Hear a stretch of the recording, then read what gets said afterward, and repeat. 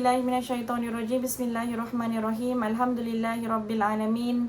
Wassalatu wassalamu ala asyrafil anbiya'i wal mursalin sayyidina Muhammad wa ala alihi wa sahbihi ajmain. Qala rabbi shrah li sadri wa yassir li amri wahlul 'uqdatam min lisani yafqahu qawli. Assalamualaikum warahmatullahi wabarakatuh. Apa khabar muslimat semua di rumah? Semua sihat? Saya rasa Alhamdulillah lah semua sihat. Hari ni hujan Masya Allah Subhanallah. Stay safe duduk di rumah kalau tidak ada hal yang perlu keluar. Kerana kita lihat kalau bila hujan sekarang ada banjir, Subhanallah Jadi kita doakanlah semua selamat insya-Allah. Siapa-siapa yang harus pergi ke kerja, semoga mereka selamat insya-Allah. Mudah-mudahan semua selamat. Hari ni pun saya lihat anak saya pun ramai teman-teman dalam sekolah atau dalam kelas yang sakit yang fall sick sebab apa selsema, demam, subhanallah. Semoga Allah memberikan kita kesihatan. Semoga Allah memberikan kita kekuatan insya-Allah. Dan siapa-siapa yang sakit, siapa-siapa yang sedang sakit di rumah, semoga Allah memberikan syifa, memberikan kita ketabahan juga, memberikan kita kesabaran. Sakit ni bukan sesuatu yang tidak baik. Sakit ni sebenarnya sesuatu yang baik. Kalau kita nampak je, itu kafaratul dzunub kita. Adalah kafarah dia mengikis ataupun mengurangkan dosa-dosa kita, subhanallah. Penyakit tu subhanallah. Subhanallah. Jadi kita insya-Allah, siapa-siapa yang di rumah, siapa yang sedang sakit, saya doakanlah insya-Allah semoga Allah mensucikan dirinya insya-Allah. Insya-Allah dosa-dosanya diampunkan insya-Allah. InsyaAllah diringankan penderitaannya insyaAllah.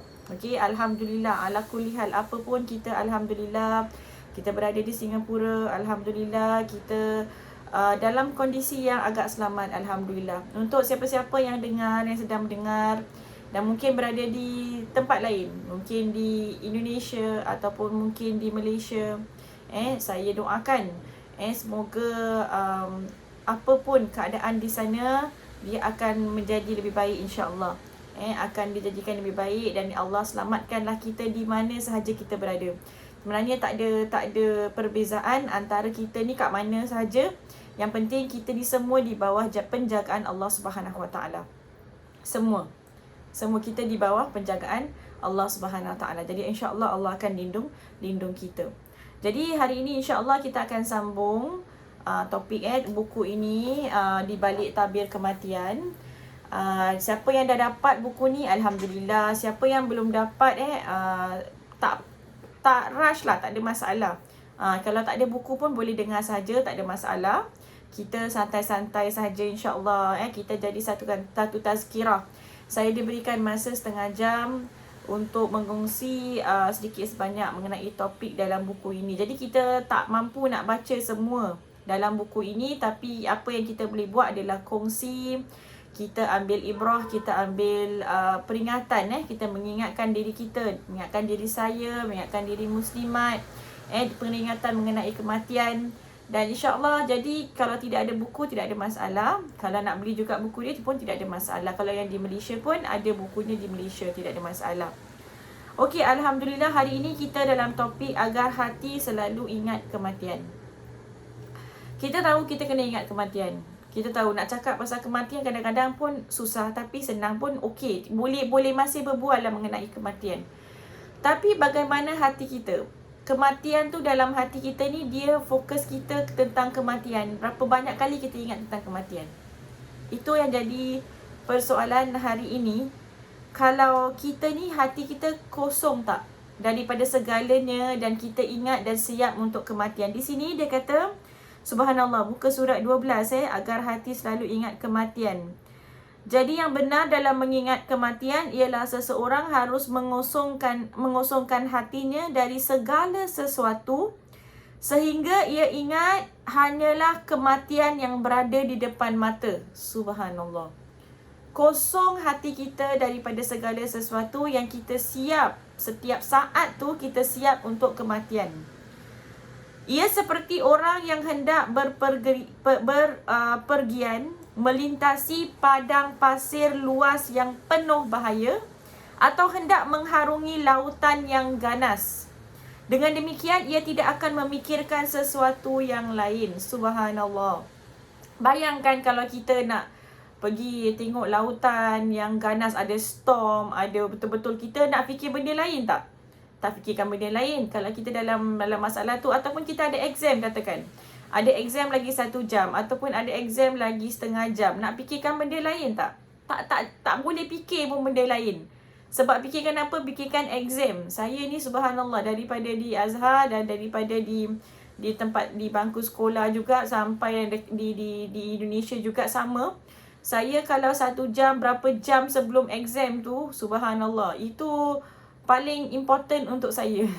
Sebab itulah yang bila saya revise apa yang kita dah hafal, apa yang saya dah hafal, apa yang saya dah belajar, yang 1 jam, 2 jam sebelum peperiksaan ataupun 3 jam, apalagi kalau di Al-Azhar, itulah yang poin-poin terpenting yang mana saya highlight kat dalam otak saya. Itu yang poin-poin yang saya kena ingat. Pada masa O-level pun saya buat seperti itu. Apa yang aku nak kena ingat So, habis tak boleh ingat benda lain tau. Phone, telefon pun dulu mana ada handphone kan. Adalah juga. Tapi kita dah tak kuasa dah. Letak tepi dah. Tak check apa-apa dah. Subhanallah. Dulu Muslimah tak ada distraction banyak sangat. Paling-paling bila saya dekat Al-Azhar dulu di Mesir, ada Friendster je. Betul tak? Kita ada Friendster dulu. Itu pun dah tak tahu ke mana dah Friendster. Dulu kita tak ada gangguan internet tau. Tak ada distraction. Jadi apabila kita nak lakukan sesuatu, kita fokus. Tapi sekarang banyak sangat distraction.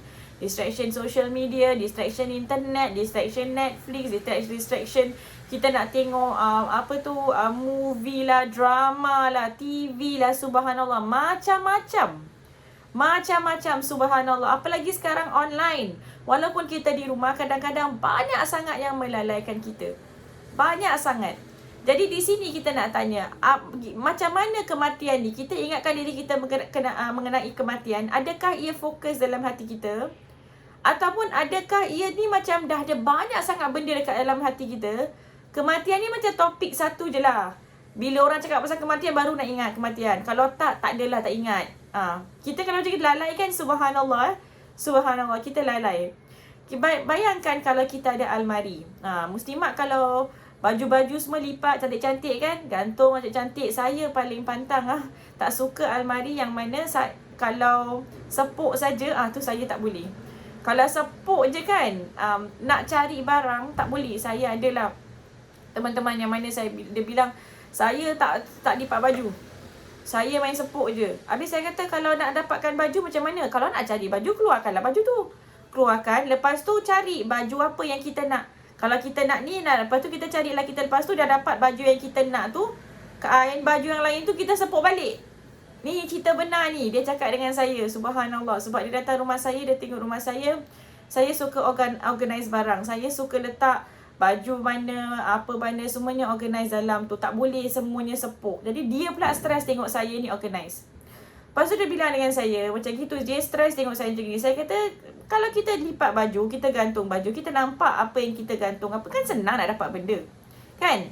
Jadi kalau kita declutter, kita tengok kita punya almari ni bersih, kemas, sebenarnya itu kita rasa tenang tak tenang. Kan kita nak cari barang, saya pun boleh bilang anak saya, pergi kat laci ni mak simpan ni. Betul tak? Dan ada benda dekat sana.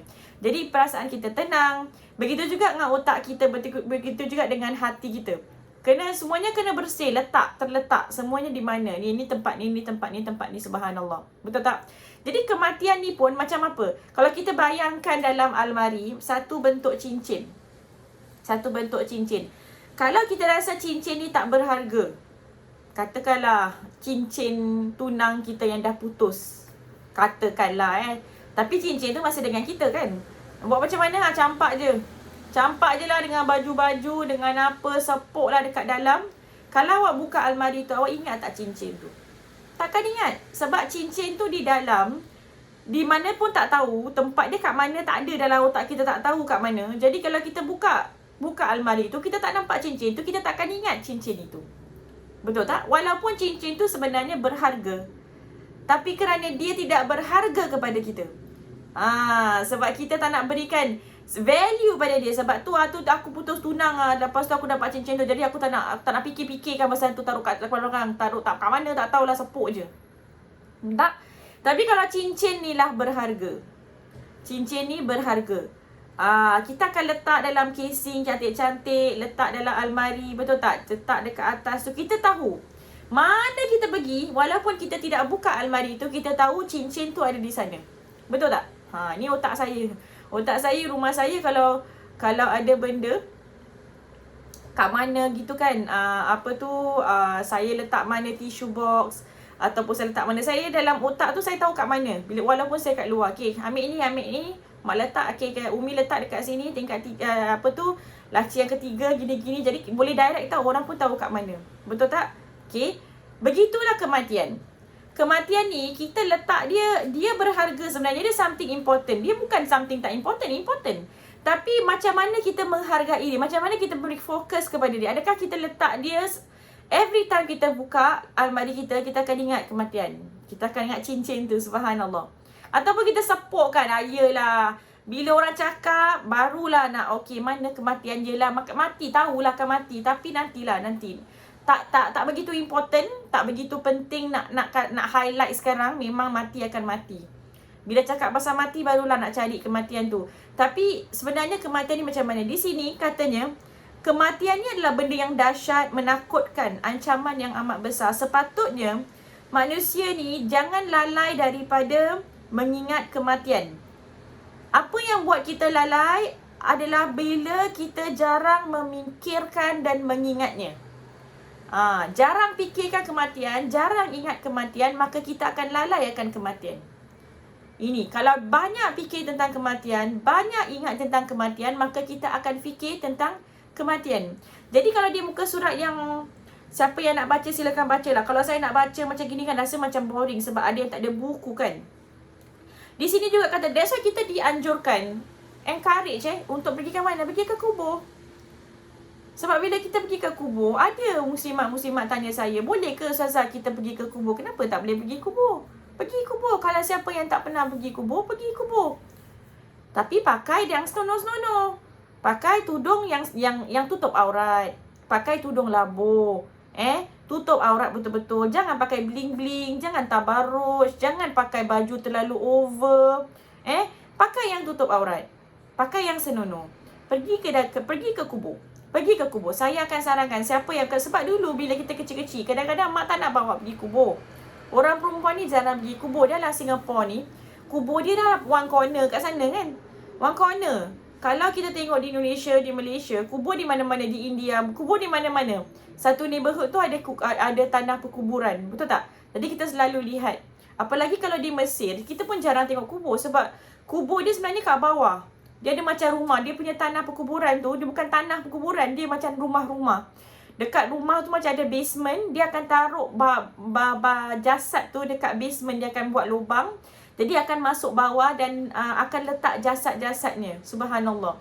So setiap kali ada yang meninggal dunia, diorang akan pecahkan lubang, masuk lagi. Subhanallah. Jadi kita nampak jasad-jasad tu semua macam kat basement. Subhanallah. Sebab mereka tidak ada tanah liat. Mereka tak ada tanah liat nak tanamkan. Sebab kalau pakai pasir, maka mayat tu akan timbul. Jadi ada masalah. Jadi cara perkuburan mereka adalah berbeza dengan cara kita. Subhanallah. Jadi bila kita pas kubur tu, tak nampak macam kubur. Rumah-rumah saja dekat Mesir. Nampak rumah-rumah. Subhanallah. Tapi di Singapura, di Malaysia, di Indonesia kita nampak itu adalah tanah perkuburan. Pergilah. Saya personally, saya pergi ke kubur cuma sekali sahaja dalam hidup saya. Sekali. Saya tak pergi bila kita kecil-kecil kan, mak tak bawa kan, semua tak bawa. Sebab tak boleh pergi kubur, apalah mereka kata budak kecil. Jadi satu kali tu saya dibawa ke tanah perkuburan. Bila bawa tu saya ingat, impact dia, saya masih muda ketika itu. Masih belajar lah, masih belajar di Gontor tak salah saya, masih belajar di Indonesia tak salah saya. Masih muda. Masih muda. Dan saya bila pergi ke tanah perkuburan itu, saya rasa macam walaupun umur saya tu 18 tahun, 19 tahun, masih muda, saya rasa impact dia kuat. 19 tahun ni, budak 19 tahun, 20 tahun, mana nak ingat mati kan? Kita selalu ingat dunia. Mati tu nantilah kan, long time kan? Tapi bila saya dibawa ke kubur, saya lihat sendiri. Yang lahat tu saya lihat sendiri. mayat jenazah-jenazah yang datang. Saya lihat sendiri semua ni keadaan ni, subhanallah. Rasa keinsafan yang mana sampai sekarang saya tak boleh lupakan. Subhanallah. Tak boleh lupakan. Rasa dia very close. Sebab inilah salah satu, tak tahu yang antara yang dia dah gali ni, mungkin salah satu tu kita punya. Mungkin Muslimat, mungkin kita punya liang lahat, kubur kita dah digali dah. Mungkin dah digali. Cuma tunggu time dia kita masuk. Mungkin. Subhanallah. Kita tak tahu. Tak boleh coy, tak boleh kita nak touch wood tangan lah ustazah tak nak mati. Kita tak tahu sebenarnya. Wallahualam, kita benar-benar tak tahu. Tadi pagi ada satu video yang mana saya rasa di Bukit Batok ke apa kat mana. Di mana kita orang dia nak drive depan kapak multi story. Sekali apa tu yang dekat, yang kita nak pergi multi story kapak aja kan. Subhanallah, sekali meletup daripada bawah.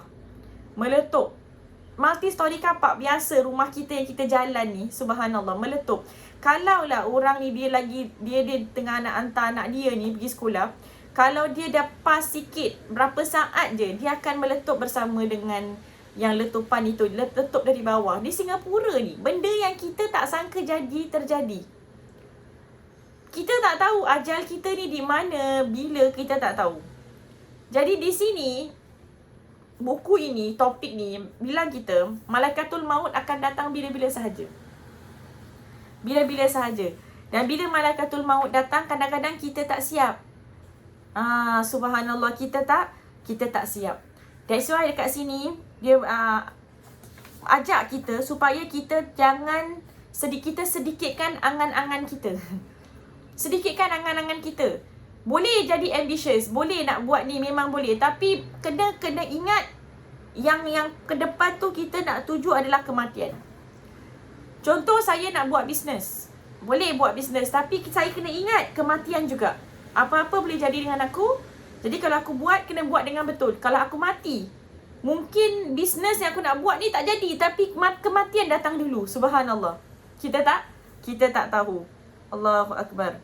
Okey. Ketika perasaan ingatkan akan kematian menggugah hatinya dan telah meninggalkan kesan padanya, sudah tentu ia tidak merasa begitu gembira terhadap kesenangan dunia.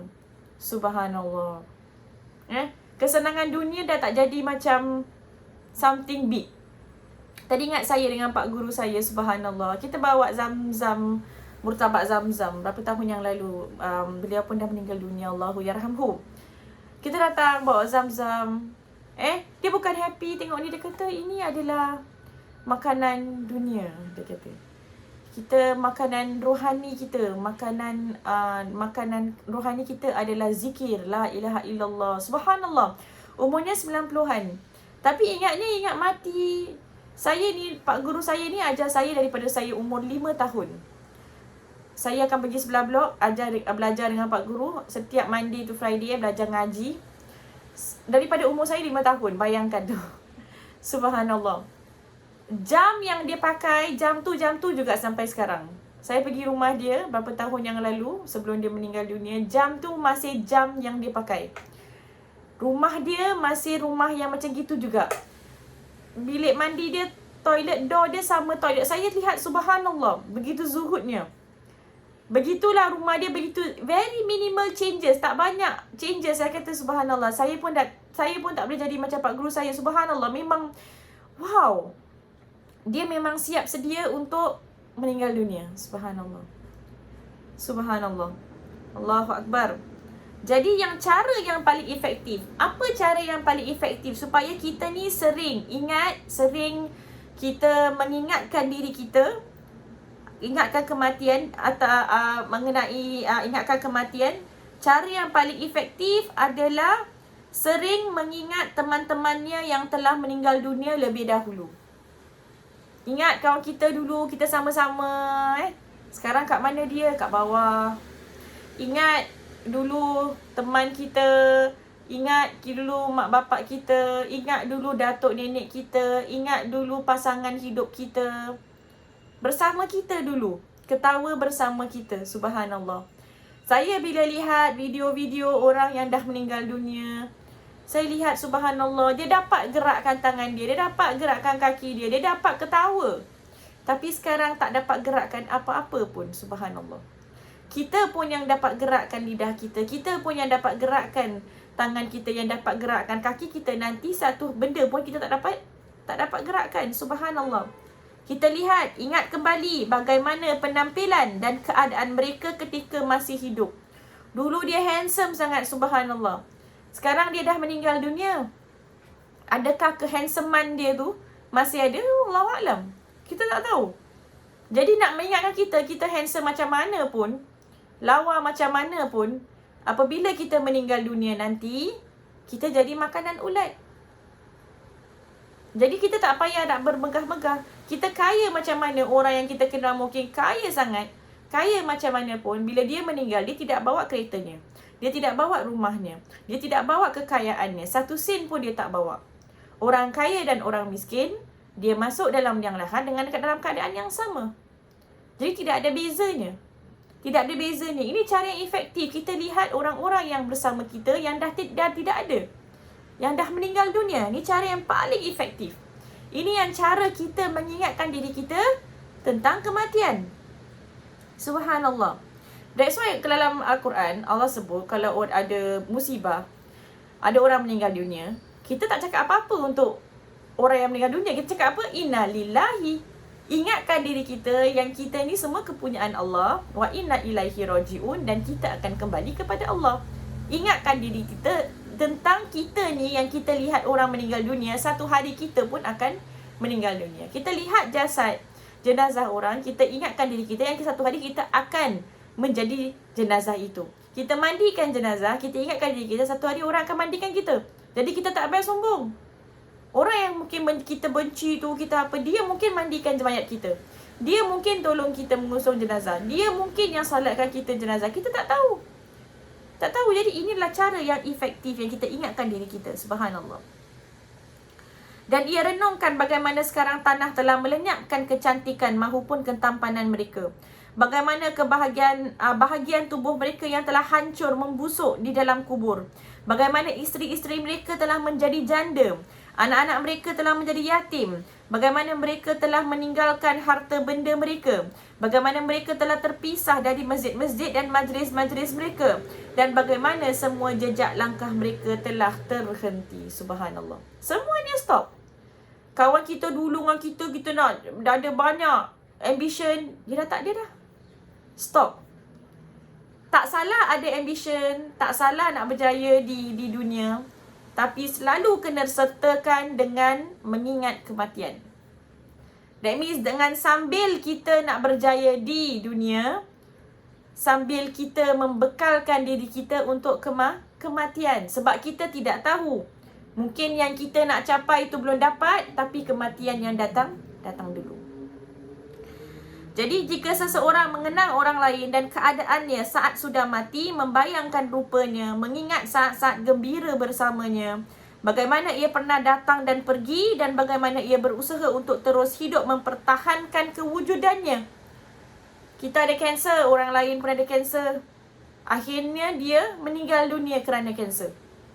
Kita yang ada kanser ni, kita tak boleh kata aku tak nak mati, aku tak nak jadi macam dia. Kita kena ingatkan diri kita, akhirnya kita pun akan meninggal dunia. Allah Subhanahu Wa Taala berikan aku satu penyakit untuk ingatkan diri aku. Allah Subhanahu Wa Taala berikan aku satu penyakit supaya aku mempersiapkan diri aku. Satu nikmat yang Allah Subhanahu Wa Taala berikan pada kita. Penyakit yang kita ada adalah satu nikmat. Allah nak kita ingatkan supaya lebih ingat mati. Tak boleh lari daripada kematian. Jadi Allah nak kita ingatkan tentang kematian. Jadi kita lihat di sini, lantas mengapa ia menjadi lupa akan kematian? Bagaimana ia boleh tertipu oleh sarana-sarana kesenangan yang tidak bermakna itu? Bagaimana ia membanggakan kekuatan masa mudanya? Kenapa ia boleh begitu ceria dan bersenang-senang sehingga lalai dari kematian yang datang begitu cepat? Kadang kita ada orang-orang yang kita tahu dia lalai. Akhirnya dengan dalam kelalaiannya dia meninggal dunia. Dia tidak sempat solat, dia meninggal dunia. Mungkin dia orang yang tidak solat, mungkin dia tidak Mungkin dia yang orang yang belum kembali kepada Allah SWT, menjadi satu keinsafan untuk diri kita.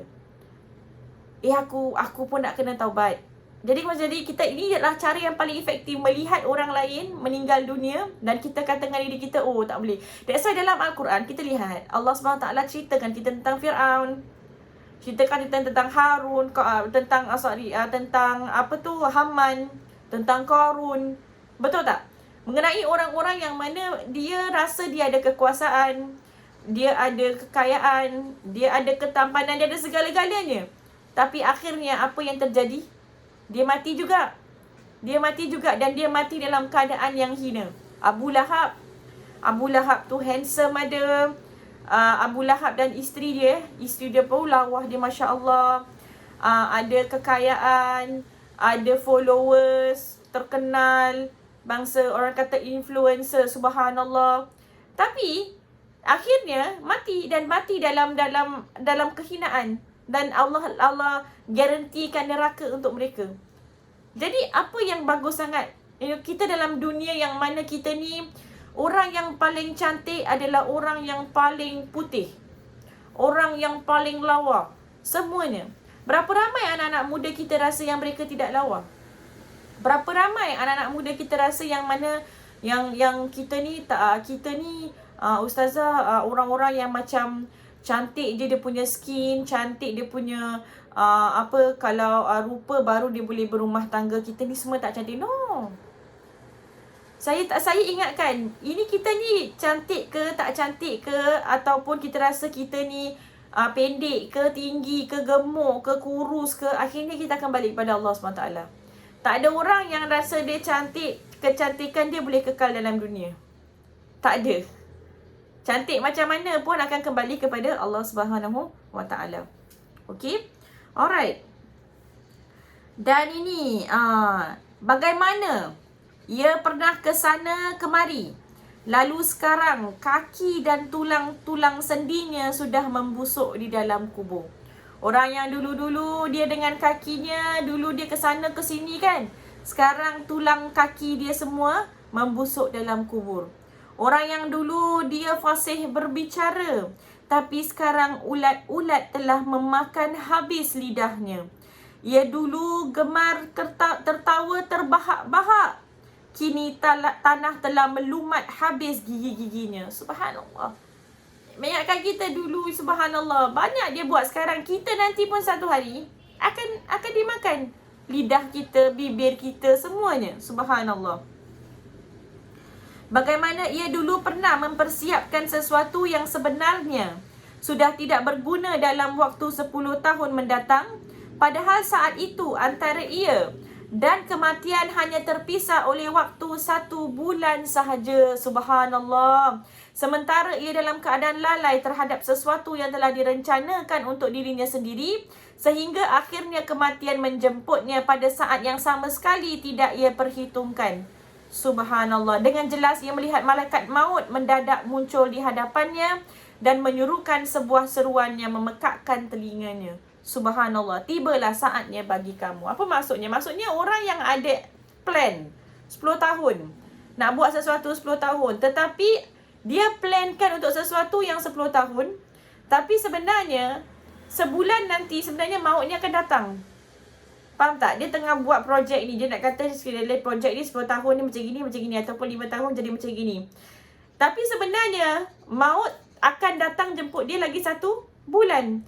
Tapi fokusnya adalah bukan kepada maut yang akan datang dari 1 bulan dengan lagi 1 bulan.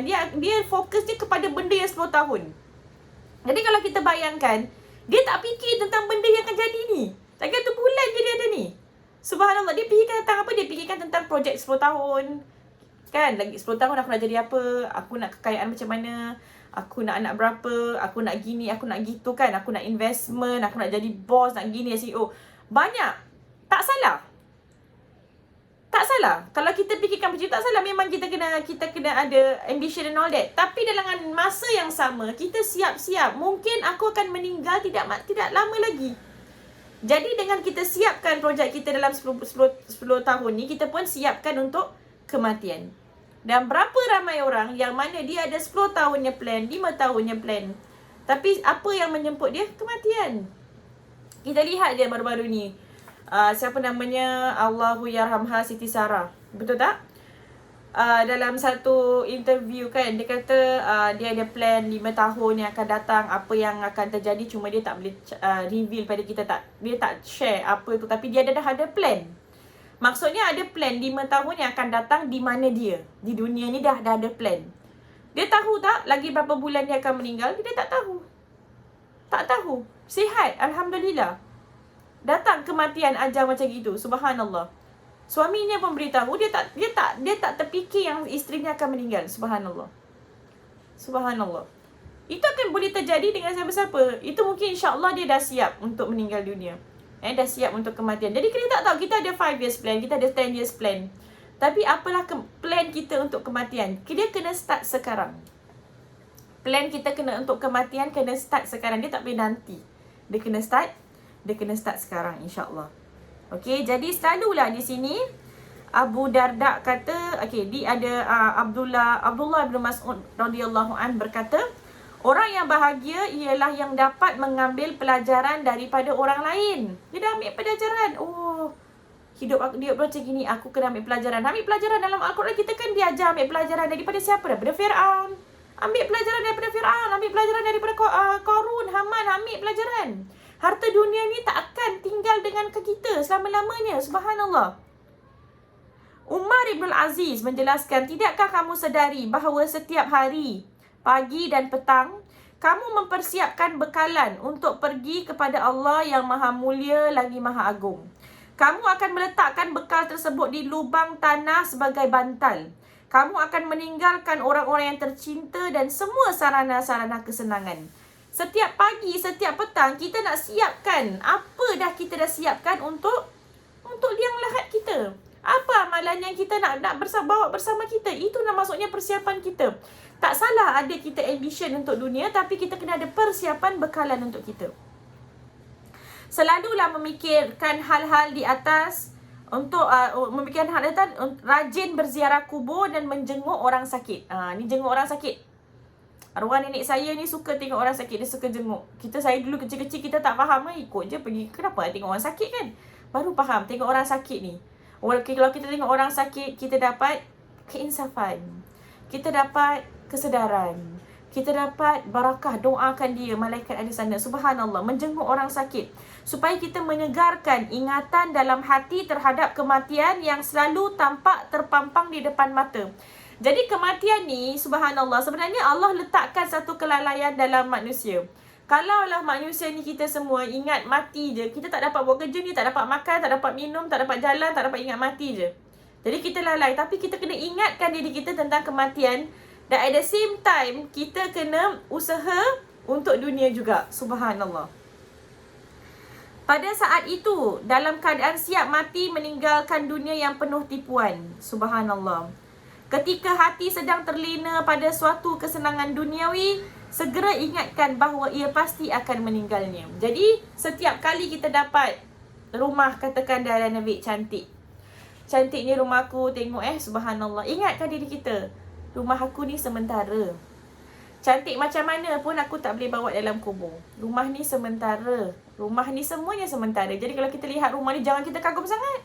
Oh, ni rumah aku ni cantik tak? Ini sementara saja. Nanti aku meninggal dunia, aku dah tak bawa.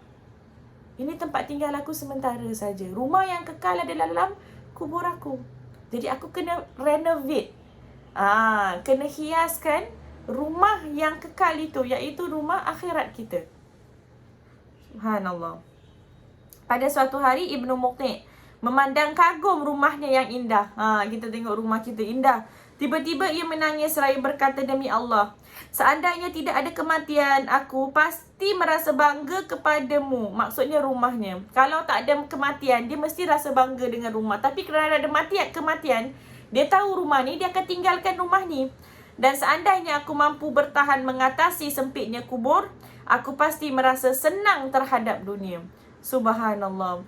Kalaulah aku mampu bertahan mengatasi sempitnya kubur, aku tengok dunia aku senang. Tapi kita dah tahu dia punya realiti adalah kubur tu sempit. Kita rasa stres. Kita rasa tengok pasal kubur ni, kita lihat kematian ni, nak masuk kubur ni, kita tahu stres.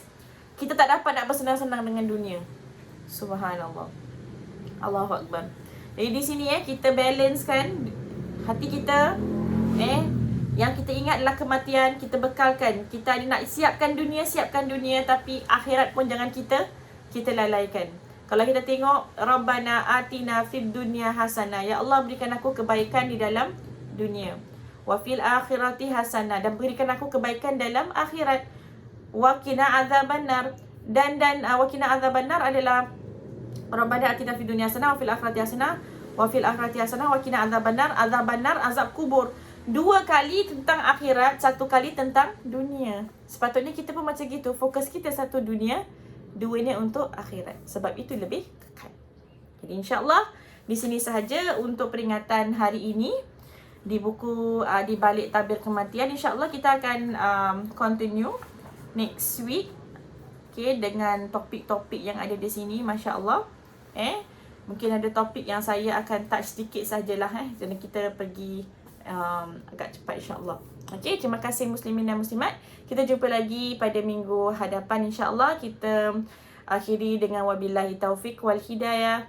Wassalamualaikum warahmatullahi wabarakatuh.